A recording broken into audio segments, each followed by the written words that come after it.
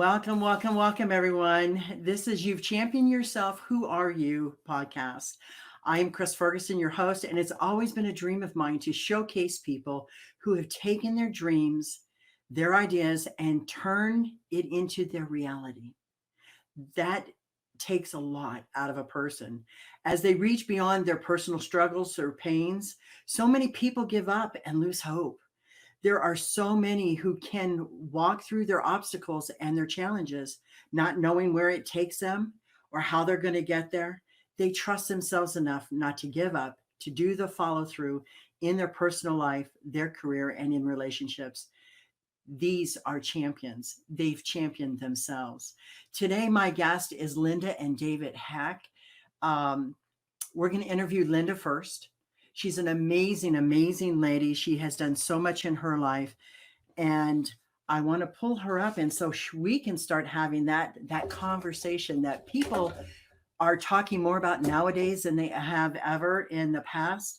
And that is why she is so important to humanity in it all. Hi, Linda. How are you? Hello, everybody.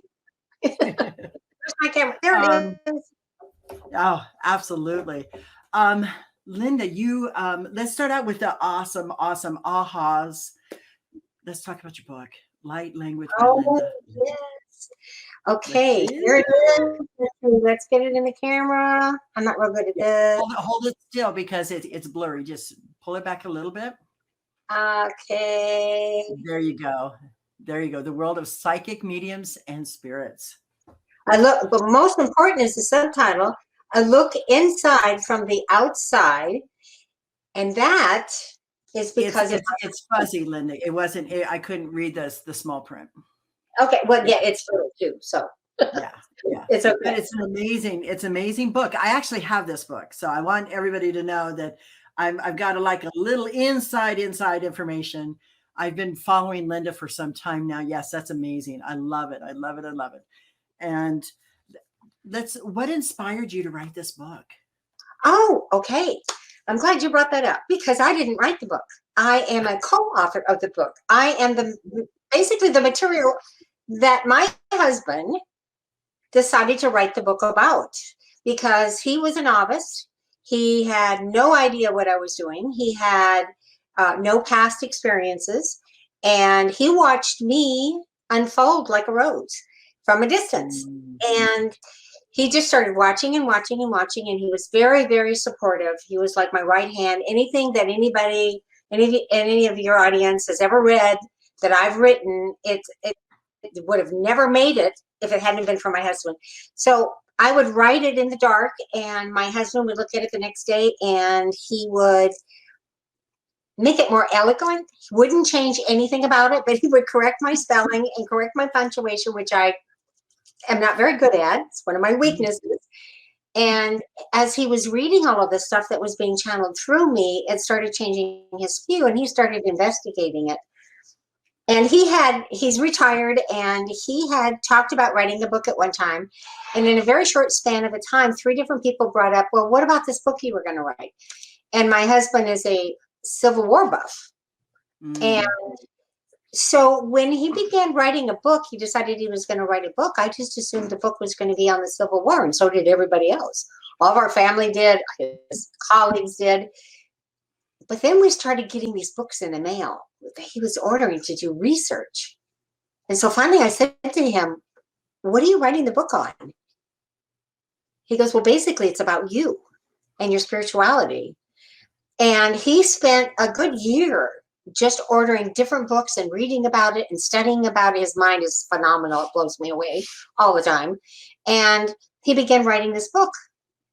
And so the first half of the book is teaching people who are unaware of spirituality, have maybe dabbled in it or heard about it or were unfamiliar, and really pulling out the difference between religion and spirituality. Mm-hmm. And then the second half of the book, he talks about my walk and my unfolding and the things that have happened to me over the last 5 or 6 years. So that's where the book. So me being a co-writer, I'm the subject matter kind of like, and created the desire for him to write the book. So that's about how I am.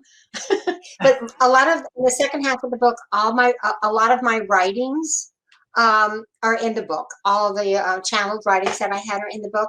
So I think that's where he considered me his co-writer. So That's I so did write cute. those. Anyway, he cleaned them up for me so I could publish them.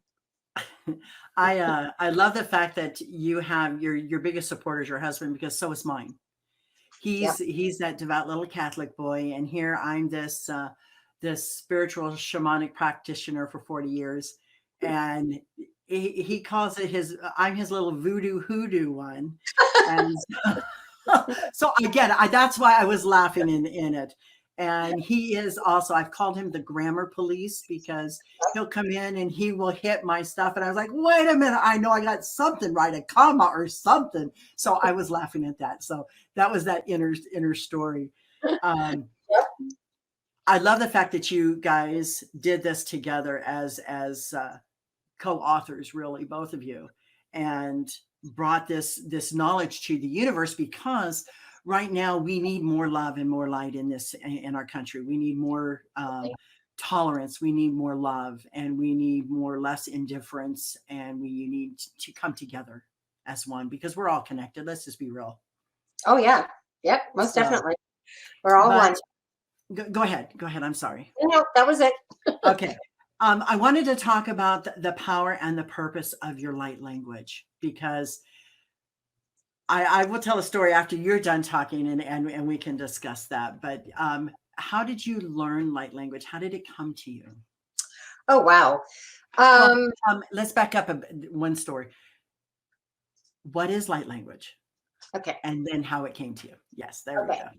go. Um, light language is a universal language. It's a soul language that is brought into the person through what I believe to be, now this is just my belief, the Holy Spirit.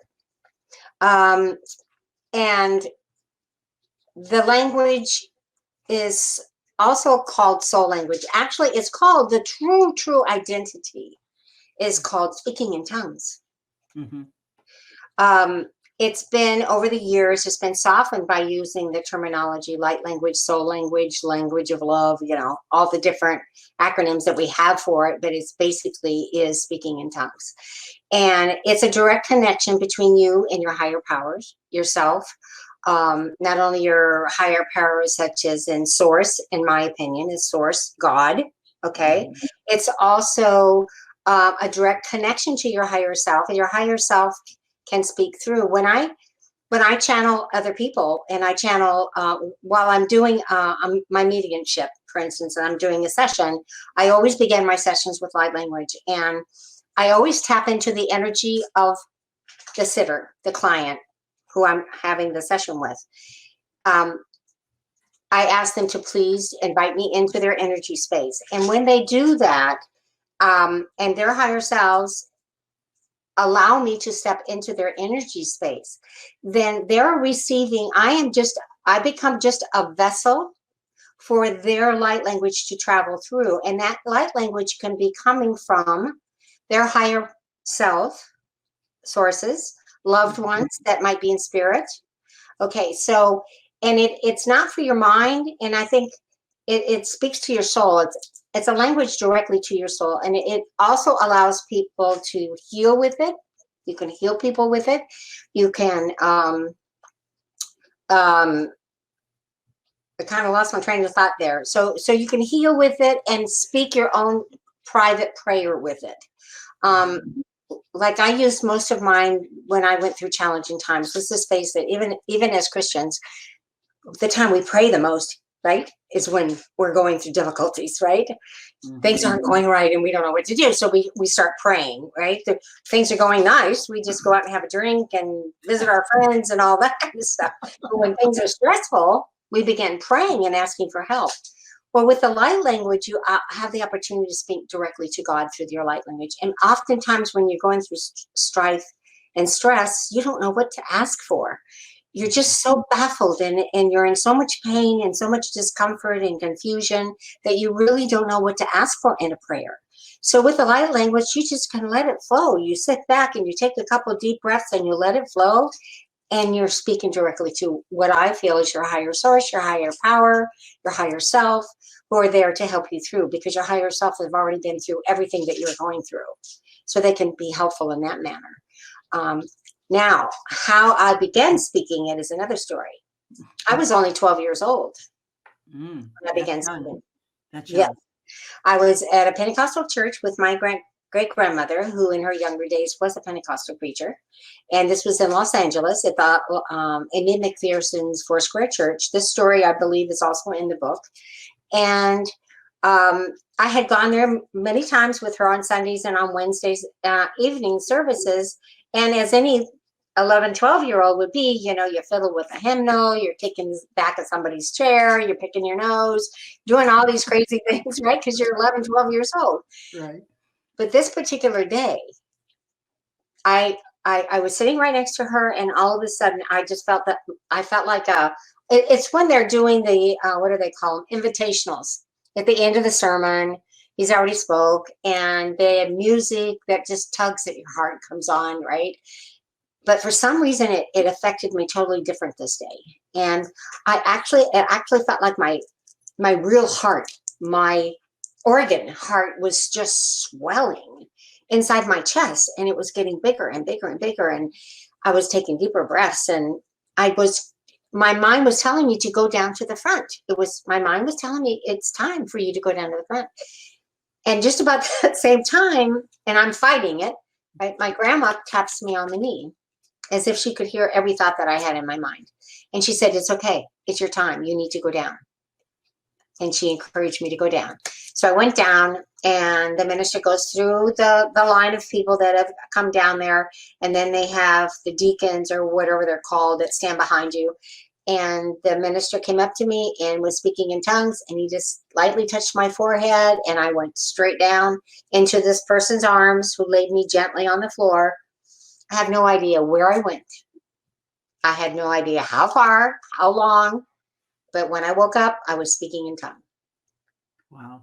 I love And that story. really, ever since, I had no idea what his purpose was. But I do remember going to church after that. And on the Wednesday nights, especially, a lot of people, adults, would and I'd heard it before, obviously, would all of a sudden stand up and start speaking it, right? And then somebody else in the audience would start interpreting it, or telling everybody what they think this person was saying. So I thought, oh, I'm a kid, but I could do that too. It's like a trick, right? So all of a sudden, I'm like, and my grandmother's going, no, no, no, no. She's like, you have to learn how to control that. You don't just burst out into your speaking in tongues. You must learn how to control it. And then after that, I went home to San Diego, and I don't think anybody in my household ever knew that I was touched by the Holy Spirit. I don't believe, and if my grandmother did tell my mother never mentioned it. She never asked me anything about it, and I just went on with my life. But I truly, truly believe that I was touched, because the path that I had chosen to take in this lifetime was going to have many temptations on it. But my true purpose for being here is what's happening now in my life. And I believe that the Holy Spirit didn't want me to get sidetracked by these other temptations that were going to come across my path. And this is it was its way of protecting me. It gave me great intuition. When something was about to happen, I could sense which direction to go with it. I could sense, no, this is not where you need to be. I could sense, no, this is not right. And maybe if I hadn't been filled with the Holy Spirit, I wouldn't have had that great intuition that kept me on the right path. And I do believe that my purpose in life, at the time that I began to share my light language, was through channeling Eric. I met a healer called Audie Heron. And I had talked to Audie Heron on phone, and I told him I had never told anybody about my light language, which was speaking in tongues. And he said to me that if you were gifted this at the age of, or actually he didn't use that term, he said, if your abilities came forward at the age of 12, he says, it wasn't just for you. There's a purpose for that. You have to share it. And right away I was like, oh, no, people are going to think I'm crazy. I can't share it. And he goes, you need to share it. And then it wasn't too long after that he passed away. And he came to me in a dream and he said, okay, it's time for you to move forward. You have to step out of your comfort zone and you have to share it. So a small group of women had created a little group called Audie's Angels. And there was like 20 of us, including Audie, who had already passed away at this point. But I made a recording and I sent it to them. Their response to that is also in this book. It's in this book as well, how they responded after they listened to my light language. And then each one of them came to me, I can't say every one of them, but they came to me and they sent me this information. Oh my God, I saw colors, I got tingles, I got this, I got that, I got this, I got that. So it was like my confirmation knowing, oh, okay, then there is something to this. And I began doing sessions with them. They said, well, can you do this just for me? And that's when my ability to channel spirits came through. Once I stepped out of the comfort zone to share my light language, then it was that. But at that time, the main point I think here is that at that time on Facebook, nobody was really doing it. There was one girl in the group who knew that it was speaking in tongues, and she had done it herself as a child. Her name is Carol. Her story's in there. She's partially deaf. And she contacted me right away and she says, Linda, you have to teach this. And I'm like, how can I teach something that was given to me? And I got up and, it was there. And so I didn't do any of it. I didn't pursue it. But then I slowly, step by step, started sharing it. And then I realized what I was doing is activating other people's ability, because we all are born with the ability to do it. Can I interrupt you? Yes. Well, I want to tell my story about you with me. Yeah, perfect. You talked about activation. It was the trigger word here. Yeah. I have been, I've had my own little interesting times in life. I had a near-death experience at 4. I drank some chemical liquids under the sink because I was hungry. I drank this pink liquid and it just happened to be liquid Drano.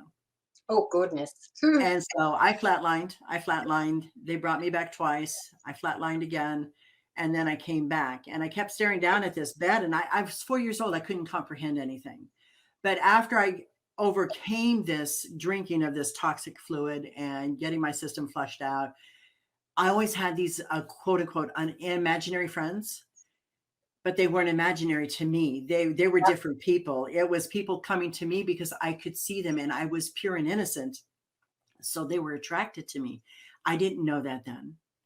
So as life went by, I had another near-death experience at 15. But backing up, my dad's Native American, my mother's white. And they both abandoned 6 kids into an orphanage and I was 8. Oh, wow. So me and my imaginary friends went non-auditorial. We just didn't speak. They said, shh, don't say nothing. Don't say nothing. They thought I was retarded or stupid. I mean, that was the word they used then. It's not a word that they use nowadays. And I was bullied. I was beat up. I was almost murdered by 2 girls out there. And so at that point at 15, I kept hearing this language and I'd want to just shout it out and I couldn't voice it. So then I went on through life. 22, I had cancer. I had a head-on car collision. 2012. Now you're hearing all these massive traumas and injuries and stuff going on. But in 2012, I thought I was having a heart attack and I went to the hospital and they said, your heart's fine, but we have to admit you. And I said, really, what's wrong? And they said, you have 2 pulmonary embolisms, 1 in each lung. Oh, wow. And most people don't survive 1. And here I have 2. In fact, my mother-in-law passed away from a pulmonary embolism. So I just kind of like went into this zone, I guess. It was shock. To call it right. It was shock. And I spent a week in the hospital till they could get me therapeutic. And I came home and my niece had disappeared. She fell off the planet. And I said, I've got to go to Florida. I've got to go visit my best friend. She lives in Orlando. Amazing person. I was talking to another lady who's Navajo up in North Dakota. And she's like, Chris, you've got light language. I can feel it in you. Just speak it. Just speak it. Just speak it. Go to the ocean when you go down there. Get in the salt water and just start talking to the whales and the sharks and everything else. And I couldn't. I didn't know what my hangup was. I didn't know what the issues were. And then as we were coming back to Tennessee, my husband and we were sitting in a restaurant and I had put my earbuds on and you were speaking on Facebook and you said, I don't know who needs to hear this, but don't try so hard. Don't try so hard. And it's not your job to interpret it for everybody else. It's for them to feel it and receive the energy of it and just release. And I'm sitting in this restaurant. I lean over to my husband and I start talking in light language and I'm going, oh, nana ma achio kosohorila la maha. He looks at me and he goes, what the hell are you doing? And so from that point on, since 2012, I've just been this light language person. I actually drum and speak light language at the same time. And so, but when I was back up to 8, I gave up on Christianity because the priest was the one that told my mother, a woman, this was back in the 60s. Now you have to understand the time and the era. A woman couldn't work and have 6 kids. There's just no way. You can't do this. And women don't work. So you've really got a problem. So we'll help you. And that was the alternative. Take your kids away. Well, they didn't take us away. She relinquished us. So, Yeah. I mean, it was totally different. If it would have been, we're going to take your children away, that would have at least given me some understanding that she cared and wanted us. But when you just hand them over and say, here, take them. And then the last word she said to the matron at the orphanage, she goes, you better watch them. They're heathens just like their father. Mm. And so being out in Colorado in the 60s, that was like being black in the South. Whether you were partial or full, it didn't matter. If you were Native American, they just started doing all the craziness. But anyway, coming back to modern day times, it's because of all those incidents in my life is where I'm at today. Because I've been in law enforcement for 40 years. And of the 40 years, 21 years have been dealing with troubled youth. Oh, wow. And so my passion and purpose at that time that I didn't know about was to pay it forward for the things that I went through to help be that guidance, to be that support at a high school as a security specialist in South Florida. And I worked gangs on the street in Miami-Dade and Broward County. I didn't carry a weapon. I didn't feel I needed one because I knew I was protected by the Creator. But at the same time, I worked with the Multi-Agency Gang Task Force, being a part of the Juvenile Delinquency Gang Prevention Council. And I'm like this kid whisperer. I can talk to kids no matter who you are and get down because they know I'm real. They know I'm truthful. But the purpose of light language has helped me since then. It's helped me become more intuitive. It's helped me become more of a healer, an energy healer. It's helped me become more of who I am today. So as a fellow author, I applaud you for this book because it's so hard to get a book published and out to the public. So that's why I said, when I started doing this podcast, this has been my passion, my purpose is to showcase people and how they come and get through life and make a difference in other people's lives. Yes. And they do it from the heart. They do it with no expectations. And when that happened, I says, I've got to contact Linda. Oh, that's a wonderful story. Thank you so much. So again, I attribute you for me learning how to speak light language because you gave me that secret that I was missing or approaching my fears that I had about it or my apprehensions and step forward. But you're also a spiritual medium, aren't you? Mm-hmm. And Yes. so did that have to do with light language or did that come about a different way? Absolutely not. It had everything to do with me stepping out of my comfort zone and sharing my light language with others, which is really, truly what I believe was the purpose for me to be here and the purpose for me receiving when I did. And was to share, to enlighten the world with the light language.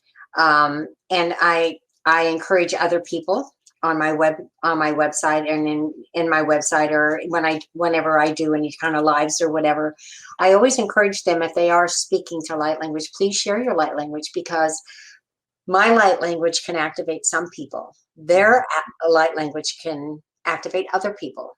Mine might not activate. Somebody may have listened to me 1,000 times and they still aren't speaking light language, and they may listen to somebody else one time and all of a sudden they're speaking light language. Or like what happened to you, the words that you've expressed to somebody, just it's like the final key to unlock the lock. Yes. You know, so you want to share that ability and activate other people. And I believe at this time, because the earth is going through so much, that we are going through so much, and we can't even call it the US anymore. We're talking about the world. And now with the internet and the opportunity to go around the world, I have clients all over the world. And there are people that I have had sessions with that now are speaking light language to their friends and in their groups. And I'm kind of like a mama bear, you know. All of a sudden I'll see somebody post something that they're doing, and I know that they were one of my babies, basically. Right. And I just, and it doesn't really happen. You get to plant the seed, but you don't always get to see the harvest, right? Right. But you have to be okay with that. You have to be okay that you're not here to, and I'm not here to pat myself on the back. I'm not here to take any type of glorification for anything for anybody. But it's so nice when I do get, or I get an email from somebody or a text message from somebody saying, "Oh my God, I listened to you 2 years ago. I've been waiting. I never thought it would ever happen to me, but I was taking a bath and blah, blah, blah," you know. And it's really good to hear those. It's good as a person and a spiritual person to hear the response of other people.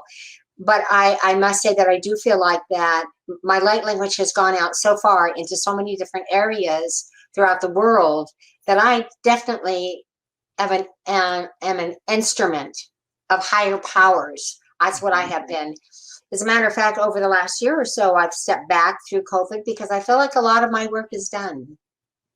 I feel like as far as getting everybody out there and getting people, and when I say everybody, I don't mean every person in the world. So, but the people that have grasped hold of it and are creating their own worlds around their own spirituality and reaching out to other people, that's what that's what my job was to do. And I felt like I've done that. So I don't advertise a whole lot. My website is always there, and I still do sessions, but it was stepping out of that comfort zone and sharing my light language. I shared the light language. I got responses from people. People wanted to have private sessions with and get light language. And it was during my first one. I don't know if you know the young woman named Jeannie Hall or not, if you've come across her name, but I don't think I have. She was in our little group, and she was probably about the third person that I shared my light language with one-on-one through video, a live video, right, through Skype.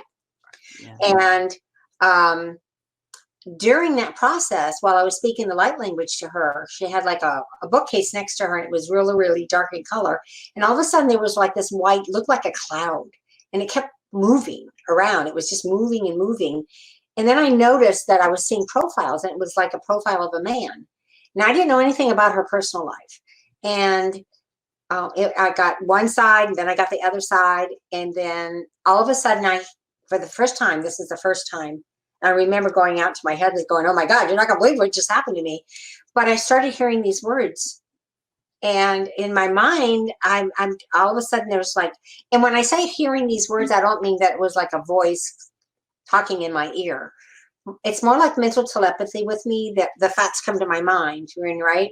But I knew there was something different about it. There was a different energy, and I had no idea what energy even meant at that point. But my intuition told me there was something different about it. So I hear the words, "Mama is love."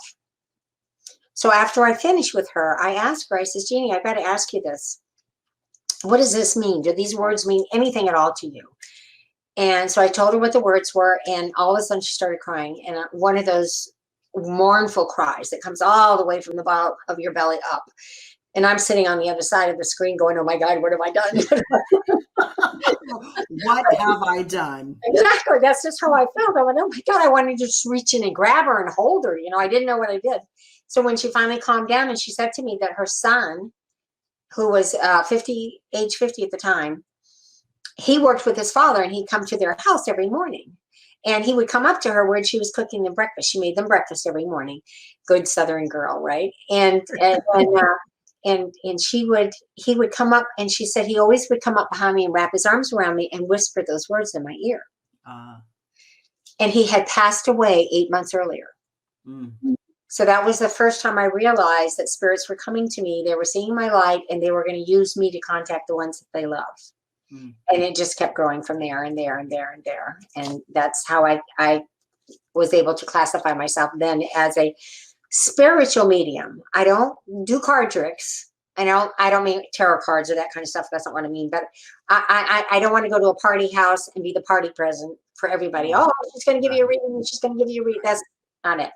I'm a spiritual. I counsel them when their loved ones come through and have messages for them. I help them understand the messages.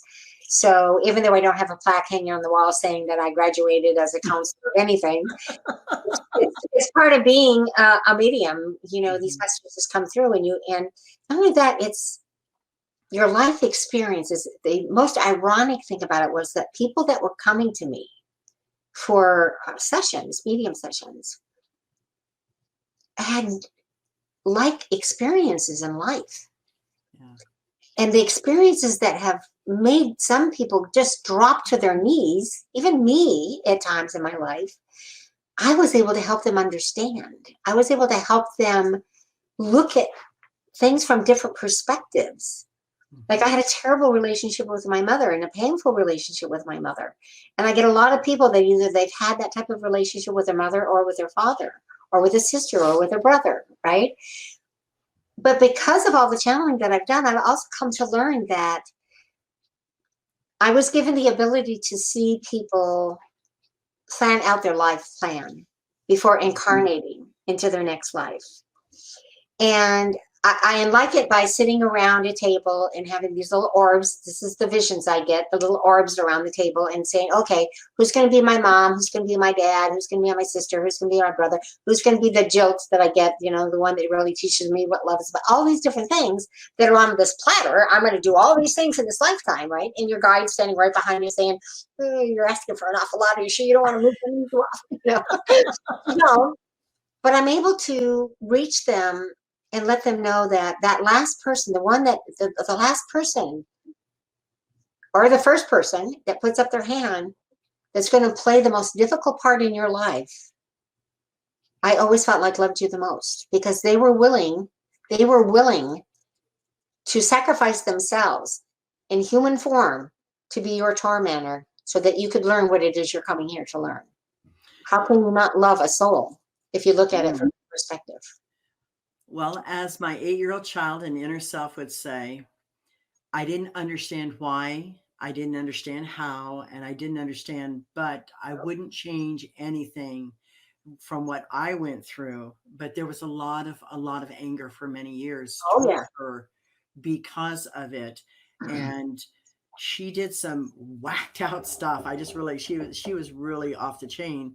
And I thought, oh my gosh, how did I pick that for a mother? How did I pick that? You know, couldn't I get somebody, you know, was I that much of a problem child that I needed to have this in my life? Those were the questions I was asking myself when I started my shamanic practice. And so the fact is I was just like, oh my gosh, oh my gosh. I just kept saying, oh my gosh. And then, you know, as time comes up, I have made peace. I've forgiven myself. And I've forgiven her for everything that she's done. I don't know that I would want that energy in my life ever again. And if nothing else, it taught me to protect myself because I became very angry and I was very physically strong. So to protect myself. So I absolutely get that. And I love the way you explained it because so many people don't get it that way. No, they don't get it. And, you know, most of the time what I get was, why would I have ever chosen this for myself? Well, thing is, when you're going through all of this, you don't know why you chose it for yourself. But once you can come to terms, and this is the way I believe that I've chosen all of this for myself, there's a purpose for me going through all of these steps in life. I may not understand it at the time that I'm going through it, and most definitely didn't, especially as a child. I do know that I would hear my mother crying in the next room, especially after a very difficult day with me. And I never understood. The rest of the children were treated totally different than I was in our household. Everybody loved my mother. My mother was a gorgeous woman. She'd walk into a room, all eyes would land on her. And I remember standing back going, can't they see her for what she really is? You know, as a child, I used to do that, and even as a young woman, because every animal would go to her, every baby would go to her, because that was her true soul spirit. She made a contract, a life contract with me that was totally off the grid. I would hear her crying in her room, and as a child, you're always still looking for that little bit of uh, um, my mommy really does love me kind of feeling. You still want that from her. And I would lay in bed and cry because I could hear her crying, and I never understood why she was crying. But I know that most of the times that happened, it was after a very volatile day that she had with me. And um, after her death is when it all started making sense. And it wasn't so much that she came to me and explained it to me, as much as it was me doing sessions with other people and hearing from spirits from the other side of the veil, that it all started making sense to me.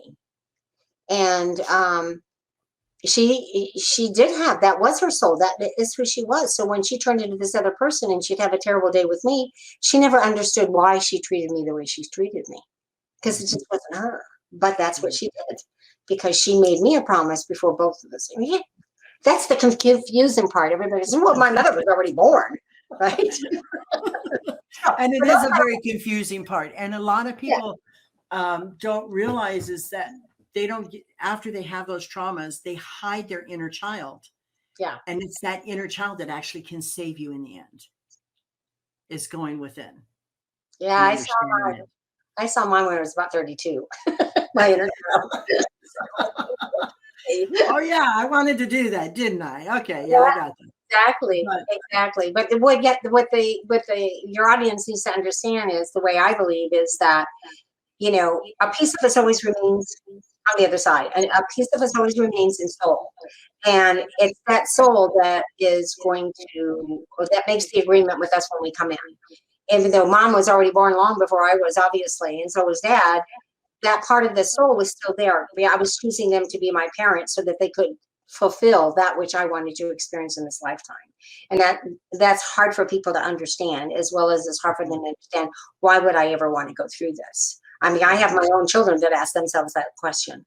I also have children who speak in light language. So, which I didn't know. They've shared, oh yeah, I can do that. So I passed it out. Can't take credit for that, but I can take credit for that.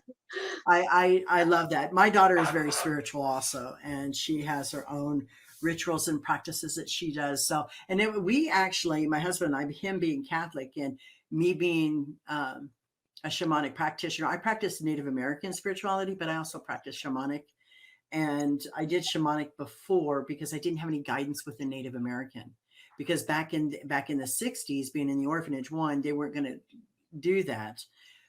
Take me to a reservation so I could learn how to speak, and learn or have a mentor. But the other thing is that in those times of the 60s, Native Americans didn't trust anybody unless you were full-blooded. Mm-hmm.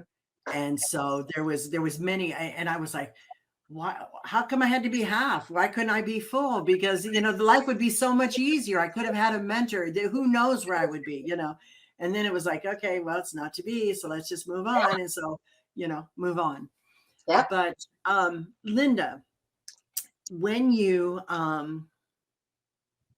work with somebody as a client, and do you ever get messages from your spirits while you're with a client that's for you and not for the client? No, because I'm working in their energy field, not mine. Well, I guess it's kind of mine, but I merge them together, and it's really amazing how it happens, because I ask them to allow me, just they close your eyes and just mentally say, Linda's allowed to come into my energy space, and I can feel it coming in. It's an amazing feeling, and I can feel it coming in. I feel a tightness, like somebody just put a band around my forehead. I can feel my crown chakra opening up and accepting it. And I can feel the energy coming down over my entire body. And I can pull it down to where I want it. And once it hits my heart space, that's when the light language begins. And I get a lot of, I get a lot of messages during the light language about the subject matter that they're either their higher self or their loved ones want to discuss. Most of the time, once the light language is over, I just tell them what I received for them.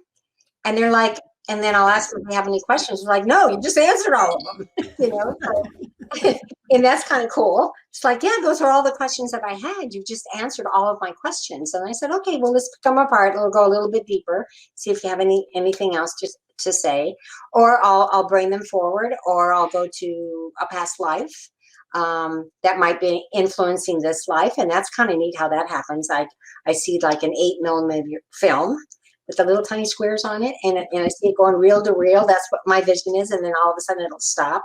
In the beginning, I could just see it.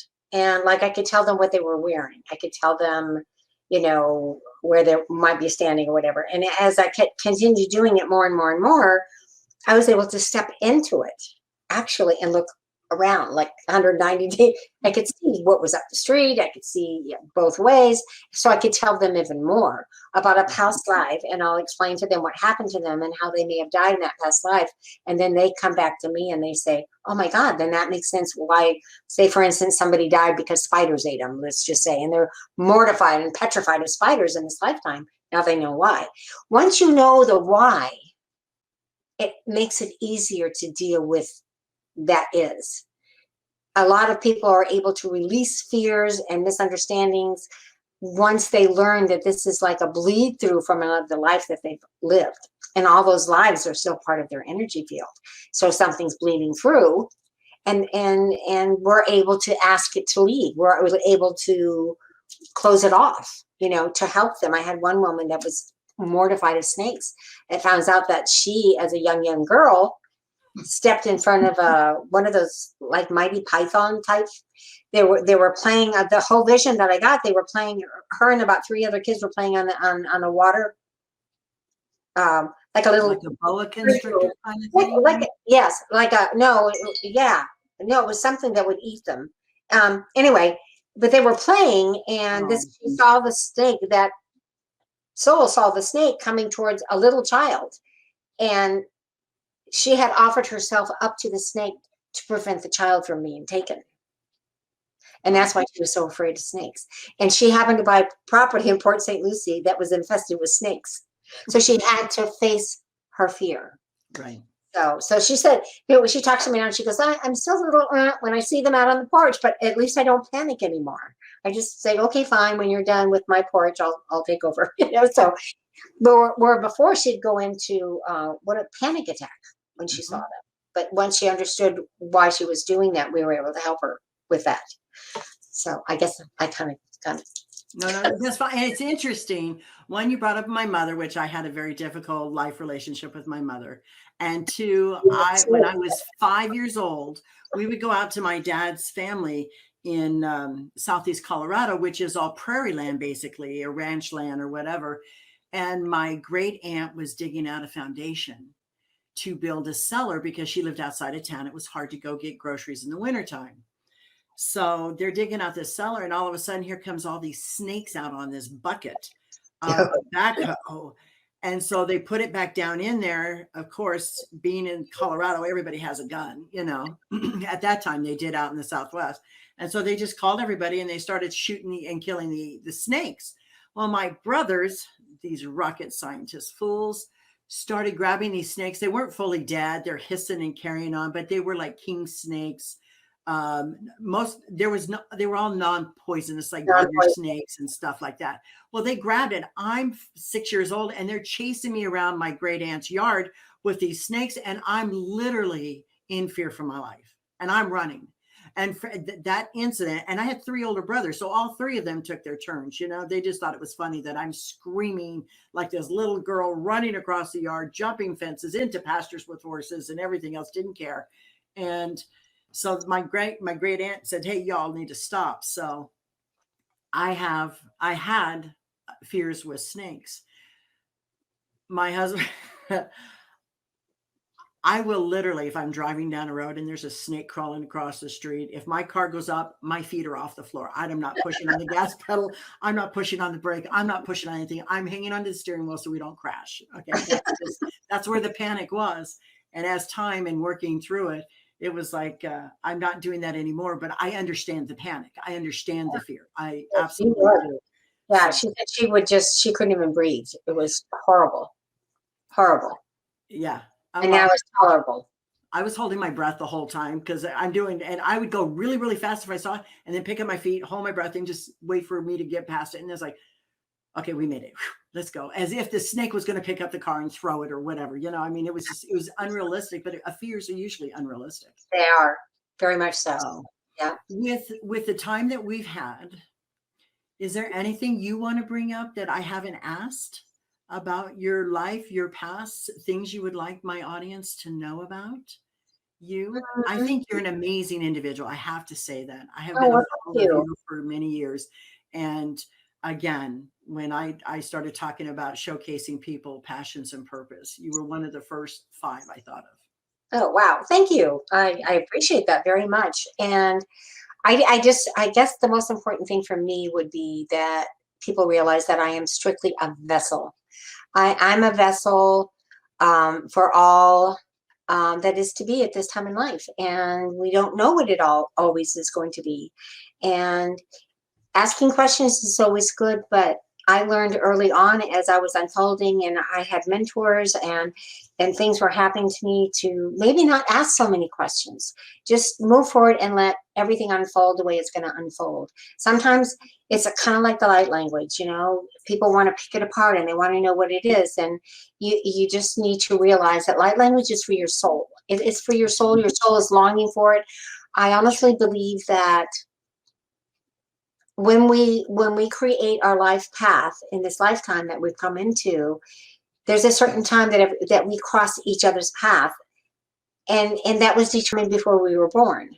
Mhm. So I feel like if a person realizes that they're going to reach that point on their path to receive the light language, to activate the light language, as long as they trust and they believe and they know that they may understand it at some point what they're saying, or bits and pieces of it, because oftentimes I do now. And even when I'm doing a client, sometimes I'll get English words in my light language. I'll get them, but I won't be speaking them. And that's why I said that. Then that's because they want me to take that session in their direction, in a certain direction, which is really cool. But I'm the vessel that has been chosen to do this kind of work, and I just feel very grateful. I have a wonderful support team. I have a great family. I have 3 grown children and a whole bunch of grandchildren and great grandchildren, and a very supportive husband that's given me the opportunity, not only supporting me and helping me in everything that I do, but financially I'm stable, so I'm able to do this as well. I don't make a living at it. I do it out of my heart, basically, Mhm. and enjoy all of it. So that's pretty much it. Well, I thank you. I thank you. I'm going to put you on pause now, and I'm going to take you off the screen so that we have the opportunity to bring David in so I can talk to David. Wonderful. And then when we get done talking with David, I want to bring the two of you back together Okay. and just talk together because I love to see the interaction of the energy. So that is the whole Very purpose of that. good. So hold on one second. Okay, go ahead. I've taken you off camera. If you want to go ahead and have David come on in and have a seat, and we can have a talk. Okay. The second half of this interview with Linda and David is David, and David um, has written a book. I haven't read this book, but I have seen Linda's in the past, and I followed Linda for a while. So I'm excited to talk to David and find out the other side of the story, the backstory to all of this. So let's welcome David into our platform. Hi, David. How are you, sir? Hi, nice to talk to you. Thank you. And thank you for sharing Linda's story to all your audience. It was amazing. Amazing. I just want to showcase people who step up and step out to help others and do it in their own special way. And so that I've known Linda for a couple of years, just listening to her. It's not like I was one of the people that stepped out, but I just recently retired from my job, and for the last 6 months I've been preparing for this to do my JOY, which is putting my message out there and showcasing people, ordinary people that do or extraordinary things for other people. So I'm kind of curious because I have my husband is Catholic, devout Catholic, and I'm not. I'm spiritual. So I'm understanding from Linda earlier, she said that, you're non-psychic. It's Indeed. not like you have any of these gifts. So how did you understand um, to write this book? What was it? What did you do to start writing this book about Linda's and her ability? Well, it's a simple story, really. I was a lawyer all my life, and earlier I was an engineer as well. So I was well grounded in material things, right? And when Linda, all her abilities started to evolve, uh, I thought, wow, I better find out more about this. And I discussed things with her, and I got some more information from books. And I said, wow, I'm going to prepare a book, write a book for people who are skeptics, and there's a lot of them out there, There are. or people who are half skeptics and, well, maybe I need for more information to start thinking about this. So in the book, I list several different levels of interest. And bear in mind, I'm not a skeptic. I'm not well, I was. I'm not a person who is a total psychic. Believer? I am not a psychic. I am not a medium, and I don't want to hold myself out to be such a thing. I was a lawyer, trial lawyer for 39 years in the courts. And moving on. So I listed several different levels of interest from zero, total skeptic, or maybe any information, which was me. And then I moved up to the levels of people who are very interested, in fact, might even be psychic. So that was the level of interest that I thought I could attract in this book, which I think it does pretty well, if I can toot my own horn just slightly. So that was, and so I had to go back and do research about what psychics were, what people did who were mediums, not Linda necessarily. She came in later in the book. And spirits in the spirit world, people who she contacts for clients. That was a tough part. So the book is written for all interests in psychics, mediums, and spirits, and that's what I did. I hope readers get that attitude about it, and or at least are informed about it. But I am not a psychic. I'm not a medium, and don't ask me to do things. Linda did a good job with your interview. I couldn't believe. I know she looks like my daughter, but she's really my wife. It's okay. I have this. Everybody says that the same thing about my husband. He's 8 years older than I am. So the thing is they're like, is that your girlfriend or is that your daughter? You know, it's like, oh, that's my wife. Oh, he goes, I stole the cradle. He goes, I robbed the cradle is what he says. No, we have so many similarities, but I love the fact that you as a non-believer were open up enough to say, wow, this is different. This is unusual. Let me find out. And we're inquisitive about finding out, because a lot of people just shut the blinders down and say, okay, this is ridiculous. Yeah, it's baloney, right? It's like my husband says, oh, you're doing your hoodoo voodoo stuff. And I'm like, what? You know, I tried to find out whether there were investigations or any kind of measurement measurements, any kind of measurements of public interest in this, and I found 2 or 3, they're in the book, that are statistically involved in determining how people, or the number of people, and what they believe in the psychic and the spiritual world. And I did find a couple, and I cite them in the book. It is a little thin. I don't think the pollsters did a very good job, but it's there. And a lot of people don't speak of it.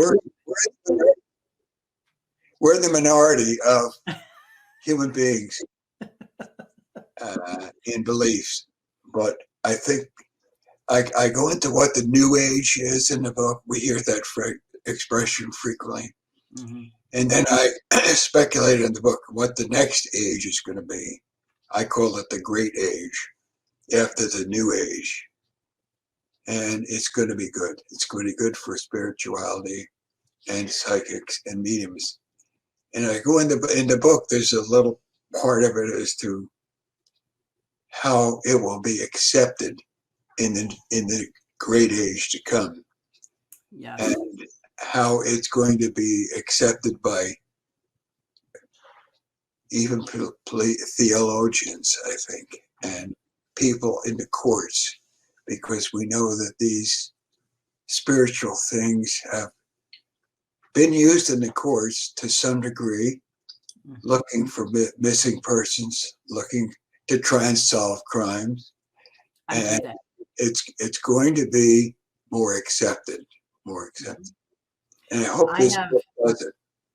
I actually do for people whose family members have fallen off the planet, just fallen off the planet. They don't know where they are. They're missing. And so far, I have solved 4 cases, and one of them being my own niece. No kidding. Yes. So I did. She went to her boyfriend's house and disappeared, fell off the planet. And I kept telling the police, it's the boyfriend, it's a boyfriend, it's a boyfriend. And I finally told them, I said, they hadn't done an investigation. They hadn't even spoken to my sister to get a timeline. Where were you? What did you do? How did you do? When's the last time you saw her? They didn't do any of that. Frequent of law enforcement, very frequent. I agree. And I agree. Small towns aren't prepared to handle cases like this, in my opinion. They don't. But the lead detective, the detective sergeant, was at least open enough to talk with me about my gifts. And this one detective started talking to my sister. They called me and said, "Oh, I can't find her. I can't find your sister." And I said, "Well, she's here." And they said, "Where's here?" And I said, "She's at my home in Tennessee." And he says, "Oh, what is she doing there?" And I said, "Well, 1, you've not interviewed her. 2, you've not done a timeline. 3, I've done a forensic investigation on my niece's Facebook page till you removed it." And I gave them a list of names, and they said that they had actually had talked with these specific individuals, and they all said that they didn't know anything. And this detective started getting really, not the detective sergeant, but another investigator got really sharp with my sister and making implications that she could be a suspect in her own daughter's disappearance. And I said to him, when you arrest the mother of the boyfriend, you will find out what they did with Kayla. And he's like, "Oh, she's upstanding. She's this, she's that, she's this, she's that." 13 months to the day, sir. The neighbor had got caught up in drug charges, so he agreed to wear a mic. You being an attorney is the reason why I'm telling you this story. So he went next door and started talking to them. They didn't admit to killing her. The boyfriend didn't admit that, but they admitted to, they didn't want to hurt her family. So they took her out to this remote location. They tried to burn her body so that nobody could identify her. And then when that didn't work, they wrapped her up in a Mexican sirapa and stuck her in an irrigation pipe outside of Fort Morgan, Colorado, which is all ranch land. It's all farmers. They all grow everything. So it's flat and all they do is grow. So anyway, so they arrested the mother, and within 24 hours, the son had said, "If you'll reduce my mother's bond so she can get out of jail, I'll show you where we put Kayla's body." Never admitting to killing her, but he did. So they told me I needed to find a gun or a body part where he shot her. They're convinced he did do it, but I need that for prosecution for him for murder. Linda did not mention in her interview with you that she has done a couple cases like that, to trying to find people who are missing or suspected dead. And she's done very well about that. I know she didn't mention it, but I didn't want to throw it into your interview. No, that's fine, because most of the time I don't speak of this. I don't charge for this. I don't take money for this. It comes from my heart because I don't want anybody else's family to know what I know and feel when my Right. niece fell off the planet. And then because she had had an incident earlier with police, they listed her as a missing person and could do nothing for 45 days. And Excuse me, I'm sorry. no. Yeah, so it was just crazy. So this is why I do it. I don't look for cases. It's whatever comes to me. Yes. And then I do whatever I can to help. Linda did not mention, of course, as I said, but sometimes she is requested by friends or relatives or somebody, a stranger. She may have a session with someone who I call a stranger that may ask for that help. But she's done a couple of cases like that. There's one thing I wanted to mention, if I may. Sure. About Linda. Sure, absolutely. And she didn't mention that she has had a number of channeled sessions which come on in the evening hours, actually early morning hours, from Mother Earth, from God, from some other people, spiritually people. And all of those messages are in this book, and it's astounding. And the part that's really astounding is that she didn't know what she was writing down. It was not consciously, she only consciously scripted them. It was some message from all of these entities, and they're all in the book, every one of them, and it's astounding. And the other side of this coin is what I wanted to call your attention to was they kept calling her, she's a messenger, and she is working on opposing stuff that's going on Earth. From Linda, what do I want to say? No, you're a light worker. You're a light worker to overcome evil, the badness in the world. And there's some amazing, absolutely amazing things that she has channeled from the people who have said she is a light worker. Not anything to do with light language. She is a light worker to bring light in the earth to overcome evil, darkness. I love that. It's amazing.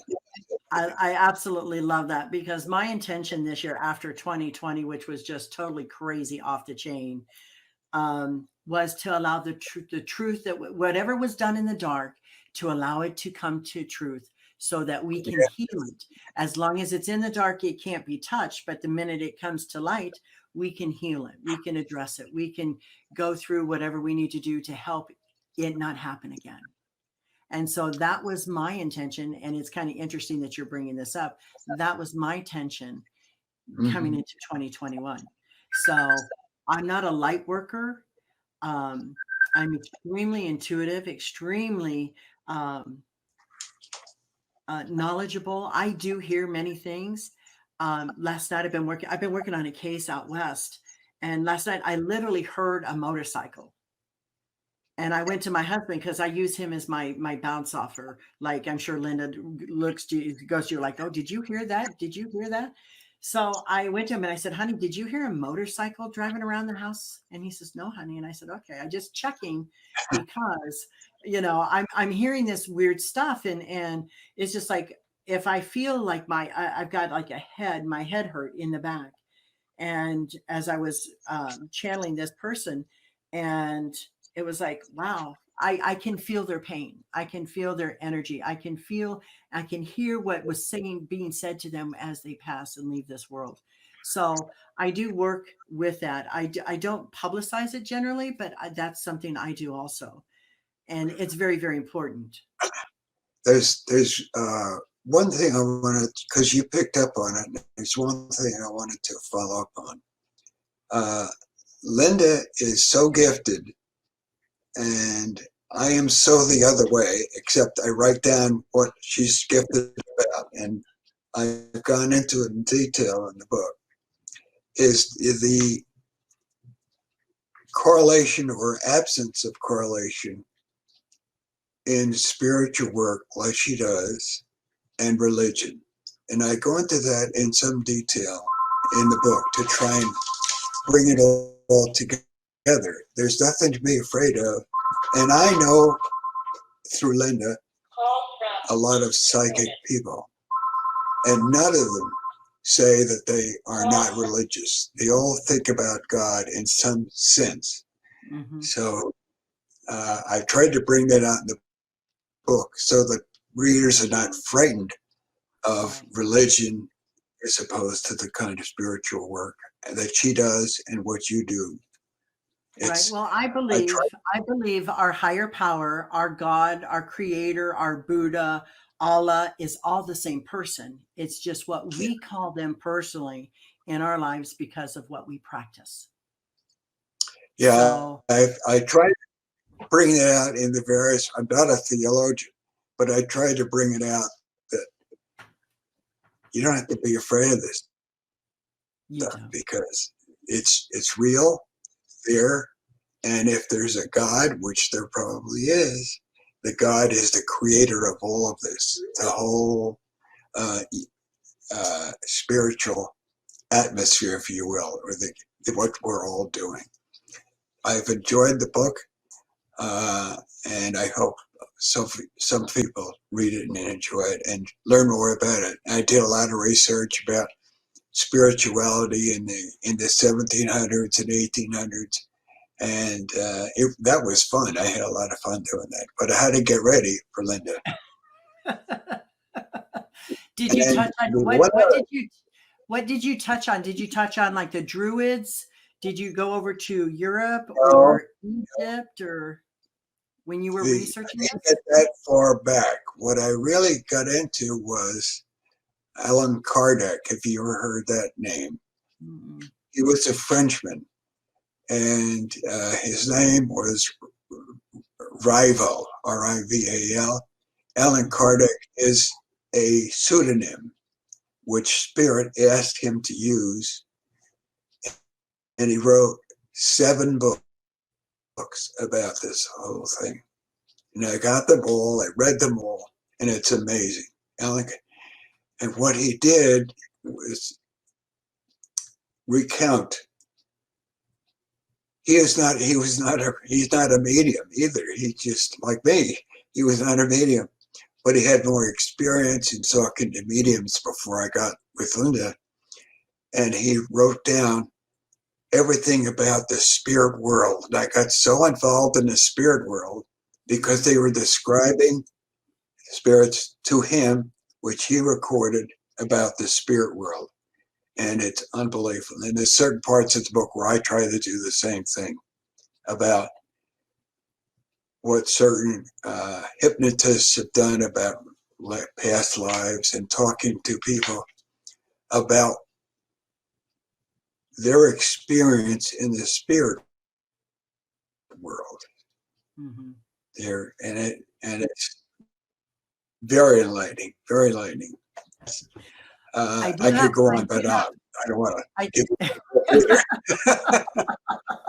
I do have a question for you. If somebody was interested in getting your book, where is it published at? Can you tell me?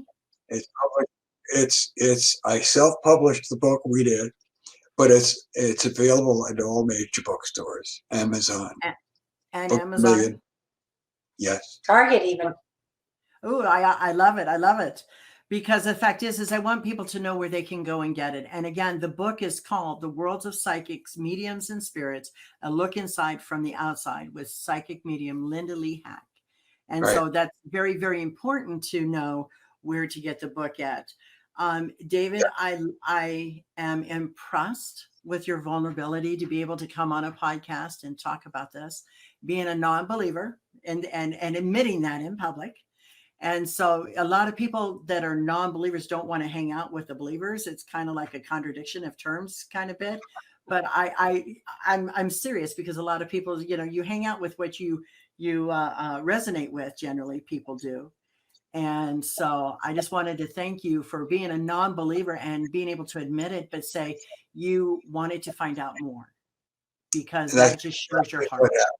Exactly what happened. And I hope there's one or two readers who find out more about it and become a little more up the ladder. Thank you I very wish much. that too. Before I start any podcast, I send out energy of light and love for the best things to happen, one on the podcast and whatever product or item they're wanting to talk about. So I do that before I start. So I just wanted to let you know. Okay. Was there anything else? I see that you are a military, you like military history. Is it Civil War stuff? How far back do you go? Yes, I collected. People don't know this, but there was real photography during the American Civil War There in it the is. 1860s, right? And there were photographers who photographed battlefields, results, and so forth. And I did not know this. I didn't know this when I was a young person, a long time ago. But I finally found out there were real photographs, not recent ones that made it look like it or fake, so to speak. They're real Right. photographs that were taken on the battlefields. So I got interested in that. I met a lot of people who were involved in that kind of thing, or Civil War buffs. And so to make a long, very short, very, I'm sorry. very, Long story short. very short, I collected them. They were very hard to find, real ones, very hard.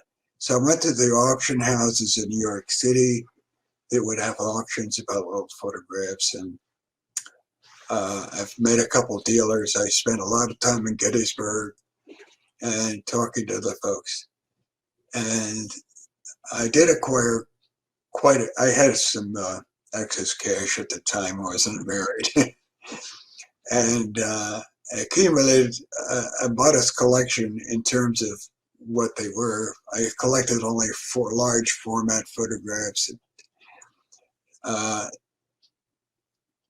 eventually, I got some very interesting ones. Now, this is not in the purpose of your interviews here today, but I collected all the photographs that were taken of the people who conspired to kill Abraham Lincoln, assassinate Lincoln. Mm-hmm. And I have, they were hung.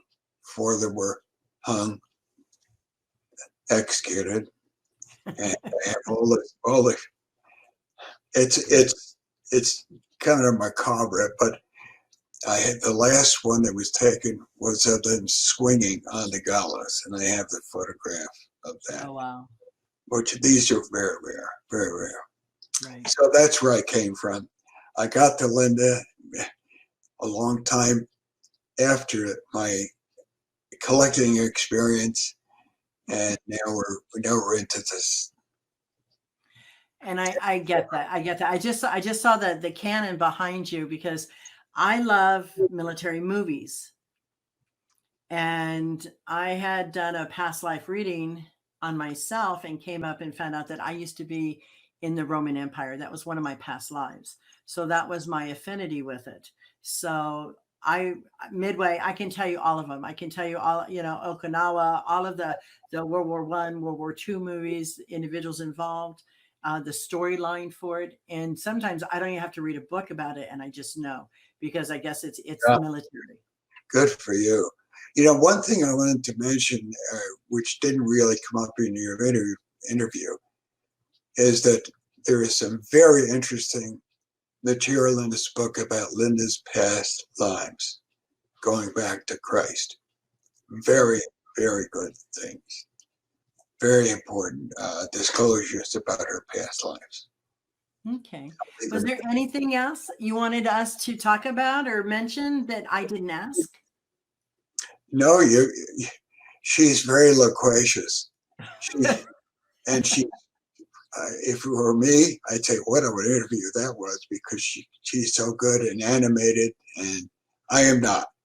I lived on the other side of the divide, so to speak.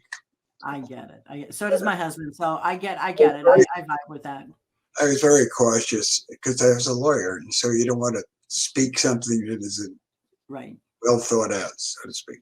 Anyway, we'll move on to the directions you want to go. Anyway, I appreciate you giving us this time on your podcast. Yes, absolutely. Can we bring Linda in with you now? I'm going to leave you up and just have her sit next to you, because the thing is just slide over a little bit. There you go. Come on in here, Linda. Get up and close with him, Linda. I'm working on it. You're fine. You're fine. there you go. There you go. Let me move the camera.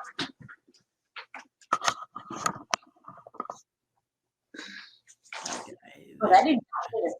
I went the wrong way. Gotta go the other way. There you go. Tell me when.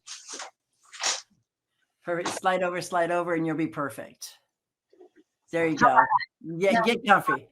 Okay. What are some with the two of you? I'm kind of like the backstory. When Linda started having these thoughts and ideas and channeling light language, did you ever resonate with any of her light language, David? I have to say no. I never did. But I know now, if you call that resonating, I know a lot about it. But have I ever experienced it? The answer is no. I'm sorry. Okay, and here's the next question. Have you ever asked Linda for like a healing or a reading? No.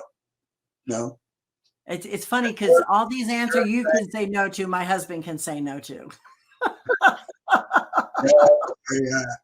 I haven't. I really. There you go. Okay, now I'm going to jump in here. Okay? Absolutely. And he just doesn't remember, but I have had his mother come to me, his sister and his dad, in moments. And we've talked about that. I've asked him several times if I could lay my hands on him. And it's pretty much the answer, well, not right now. I'm very elegant about it. And so it hasn't happened. He has heard my light language because oftentimes when I'm doing sessions, he can hear me. He can hear me doing the sessions. So he has heard it, and he's also heard me walking around the house singing it and saying it and that kind of stuff. But he has not come right out and ask for any attention that way. That's the point I wanted to make, is that I didn't want to interfere with her entire psychic abilities. And so I never asked about contact with my mother and father. Never did. And never we did will. A past life Never. on you too. Yeah, never will. Yeah, we did a past life on him once as well. I don't think he remembers it though. And that's fine. That's fine. Because I said to I've had my friends ask me, and they said, well, Chris, have you ever used light language for your husband? And I said, no. And they say, has he ever asked for, energy? And I said, no. I actually went to him and said, do you mind if I send you energy? Because I wanted his permission, because you need that to have it happen. And he says, well, it's kind of like prayers, right? And I said, yes. He says, okay, that'd be fine. But it had to be something he resonated with as a devout Catholic to be able to do it. I burn a lot of sage and incense here, as far as sage, sweetgrass, and cedar, as far as getting connected. Basically, it's a term I use for people to understand. And they're like, I have to open up all the windows in the house because sage bothers him. So I wait till he goes to church to do channeling for people in lives and different things, because it's so overwhelming. So I make concessions for him, but he never asked, was never interested. I channeled my husband's dad. His mother was such a pure, innocent soul. She just was amazing. And so she's like, I did my life and I have all my answers. I'm not curious anymore. And so, she's perfectly fine. And so I was just curious about, with the two of you, if you did this if Linda, if you did this for being a lawyer, I know what you asked, and I said no because I never asked her to do it. She divined just like I did on her own. Yeah, she asked just like I did. Of self-interest, and I don't mind that at all. But I never asked to develop a whole past life or any other interest which may have been involved, like reincarnation. There's a whole section of my book about reincarnation, which is and religion. Have they come together or not? Very interesting. Well, my husband being a law enforcement officer and retired after 37 years, I get a lot of the same legal responses. So I get it, and which is kind of funny. And for me, being in law enforcement, it was one of these dualities. I couldn't tell anybody what I do because it's just about the facts and only the facts. So it was a difficult road to walk sometimes. So I wouldn't think spiritual. I would just act spiritual. Does that make sense? I would just go along and do it and send out the energy, because if it resonated with anybody, they would feel it. So that's how I had to do it, because being in law enforcement, I actually got posts. I finished the police academy here in Tennessee 2 years ago, and I'm 62. So I was the oldest in the class, but I outran 20-year-olds, 30-year-olds, 40-year-olds. It was hysterical. I just loved it. And they said, "How do you do it?" I said, "Man, I got a great team that works with me." On that note about asking is, I have 3 grown children, and I started doing this work. Slowly, I never mentioned it to any of my kids, and slowly they started picking up little things and little things here. But my philosophy was, when they reach the point on their path that they become inquisitive, they'll have their own questions and they'll come to me for them. I'm not here to shove anything down their throat. I'm not here to convince them that I'm somebody's cup of tea. I'm not here for that purpose, but I'm here if they have questions. And that's kind of like how I've handled David. I'm here if you have questions, which he asked enormous amount of questions in the beginning. And I'll tell you what, I think the very first time we sat down together, he started asking me questions. Don't ask me to recall what they were, but I must have spoke with him for about an hour and a half. And when we were all done, he just kind of looked at me, his eyes really big, and he goes, "I don't know who was speaking, but you've used terms and language that I've never heard out of your mouth before, so I know it's not you." True. That's true. I said, "That's right. Somebody is channeling," and I believe it was Eric from Channeling Eric that was channeling through me to answer David's questions. And I think that's where a lot of his curiosity began, was after that. And the channel message that he was talking about, where they would wake me up, and then the very first time they woke me up in the middle of the night, I just suddenly woke up and I'm hearing in this voice saying, "Get up, you have to write something." And I'm like, in my mind, I'm going, "What do you mean? What are you talking about? It's middle of the night." And I finally, you cannot not do it, right? And I got up and I started writing, and I was up for about 2 hours, and I went back to bed. And the next morning I got up and I showed him what I'd written, and eventually they told me, and I always go crazy when I hear that they told me, my guides, my angels, whoever it is, said that I will know that they're waking me if I look at my phone, which lays on my nightstand, and if there's a double number after the hour, no matter what the hour is, if there's a double number after the hour, that's us. We have a message for you. You need to get up and you need to go write. And that's what he's talking about. And sure enough, that way I know, do I have to get up and go potty, or or is something going on here? So it was more like, something's going on here and you need to get up. And I would go into my guest bedroom and sit down so I wouldn't bother David, and just start writing. And I was like, I don't know what I'm going to write. I have no idea. And they just like, "Don't worry about it. Just write down the words that come to you. And when I'm all done," and you go back and you read it, and it's just like, oh my God. I mean, there is nothing in there that I stated the way I would have stated being Linda Lee, this little girl here, right? It's Mhm. amazing. Like we said, there all the writings are in there. They're about a year and a half worth of writings in there, and it's like it was amazing. The messages that came through were amazing. I mean, they talked about things that I never even knew about. So that's when he's like, where's this all coming from? Linda, if anybody wanted to look you up on Facebook, where would they look for you? Light Language by Linda Lee. Perfect. I wanted to make sure to put out there. And again, the book is The World of Psychics, Mediums, and Spirits, a look from the inside, from the outside, with psychic medium Linda Lee Hack. And you can find it at any bookstore, Target, Amazon. I highly, highly recommend this book for everybody. As I'm sitting here and I'm resonating with this, my heart is expanding, because I do everything from the heart. And the heart is expanding, and just putting out the love for this book, and that it would be worth people's time to invest into something, to look beyond the ordinary, to look beyond, to find out why you feel the way you feel when you don't know what's going on. The why, sometimes you feel deja vu and you don't know why. I get that this book might just answer that question for you. So I highly recommend it for everybody. I love the fact that you were both here together with me and took the time out of your day. And I wanted to say thank you. And I'm very grateful for you. I'm going to put you guys in that tape, remove you, do the closing, and then I'll bring you back up. Okay. Hang on 1 second.